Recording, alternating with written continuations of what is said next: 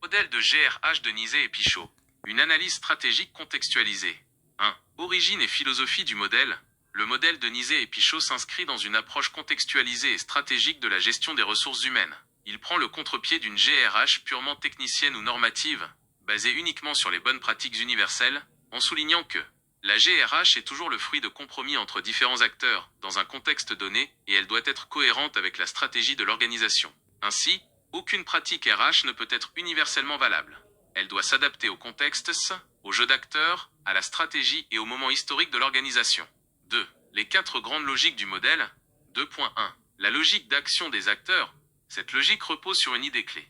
Les décisions RH résultent d'interactions entre différents acteurs qui n'ont pas tous les mêmes intérêts, ni les mêmes ressources de pouvoir. Il y a donc négociation, alliance, conflit ou compromis. Principaux acteurs, direction générale, recherche la performance économique, DRH, équilibre entre stratégie et conditions humaines, managers, efficacité opérationnelle, cohésion de l'équipe, salariés, sécurité, reconnaissance, développement personnel, syndicats, défense des droits, rapport de force collectif. Exemple. Dans une entreprise industrielle en crise, la direction veut réduire les coûts, flèche vers la droite propose des licenciements. Les syndicats s'y opposent, flèche vers la droite préfèrent négocier un plan de formation. Les DRH jouent un rôle d'intermédiaire, flèche vers la droite propose des départs volontaires plus reclassement. Le résultat RH2PSE, reclassement, plan de formation, est le produit d'une interaction stratégique. 2.2. La cohérence interne, c'est la logique de cohérence des pratiques entre elles. Le modèle insiste sur le fait qu'il ne suffit pas d'avoir des pratiques RH performantes individuellement. Elles doivent s'articuler dans une logique cohérente. Objectif, créer un système RH intégré, où toutes les pratiques vont dans le même sens stratégique et culturel. Exemple. Si une entreprise adopte une logique de performance individuelle, alors, l'évaluation annuelle doit être individuelle, les augmentations doivent être différenciées, les primes doivent être liées aux résultats personnels, les formations doivent être personnalisées. Si à l'inverse l'entreprise utilise des outils collectifs, évaluation d'équipe, prime collective, cela crée un message RH contradictoire, et donc une perte d'efficacité globale. 2.3. La cohérence externe. Il s'agit de l'alignement entre les pratiques RH et le contexte externe, environnement économique, législatif, culturel, technologique, ainsi que la stratégie de l'organisation. 2 niveaux. Cohérence avec l'environnement externe, cohérence avec la stratégie de l'entreprise. Exemple. Une entreprise de haute technologie axée sur l'innovation doit recruter des profils créatifs, offrir de l'autonomie, créer une culture du droit à l'erreur, avoir une gestion souple du temps.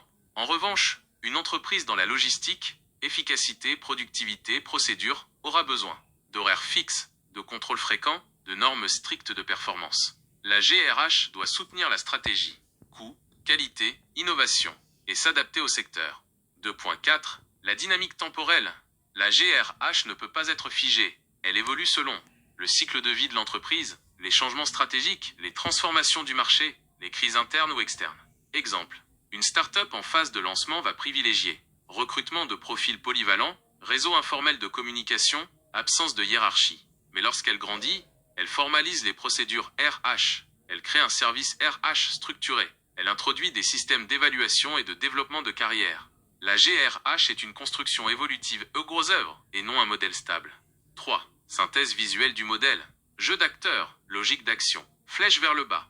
Pratique RH cohérente, cohérence interne, flèche vers le bas. Alignement stratégique, cohérence externe, flèche vers le bas. Évolution dans le temps, dynamique temporelle. 4. Apport du modèle. Permet une lecture contextualisée de la GRH, de pas de solution miracle. Introduit la complexité et les rapports de force dans l'analyse des décisions RH. Encourage à penser la cohérence stratégique et organisationnelle des pratiques RH. Aide à diagnostiquer les tensions internes ou les dysfonctionnements RH. 5. Limite du modèle.